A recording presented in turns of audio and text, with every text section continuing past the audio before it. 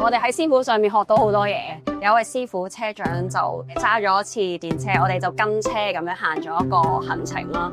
佢就話咧，其實電車咧係好快嘅一個交通工具，因為佢要比所有其他交通工具咧更加早去預測個交通情況咯。點樣去foresee佢嘅下一步咧？即係呢一啲其實都啟發咗我哋去諗，去想像一個電車嘅未來。ThinkLab 呢個 project 咧，其實我哋嘗試我哋扮自己係一個未來電車嘅一個研發嘅 department 咁樣咯。咁所以我哋就喺度進行咗為期9個月嘅一個 residency 啦，同師傅做唔同嘅訪問啊，做 research 啊，影相啊，做 3D scan 啊，同埋畫畫咁樣咯。咁係由呢一度開始嘅。成架電車我哋想像佢係一個半機械半生物嘅生命，咁其實佢係有自己嘅一個腦部運作嘅系統啦。佢就係好似一個 cybernetic 嘅 system， 你當每個獨立嘅 pixel 都可以想像成為一個自己有生命嘅細胞咁樣。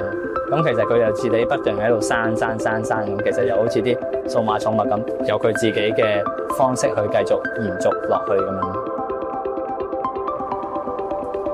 我諗我哋個狀態就係創造一啲新嘅視覺，令人重新諗一樣。譬如你頭先講話電車其實每日都喺條街度行，但係佢而家係一個 cyborg， 佢係一個半生物。而我哋喺佢體內嘅時候，我哋點樣去用第二個角度去理解呢一個存在咯？我哋點樣去理解我哋當下呢一刻，同埋我哋點樣去展望我哋嘅將來咧？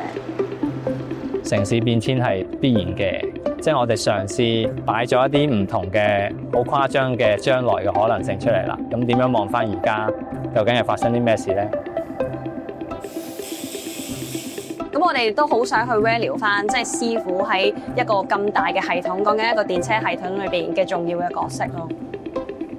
我諗緊個作品唔係淨係個 outcome，即係我諗個過程裏邊，我覺得即係透過我哋呢個角色嘅介入咧，令到可能多咗人去睇到佢哋嘅故事啦，或者聲音啦，因為有一個資料庫啦，咁我都會覺得係一個幾大嘅 achievement。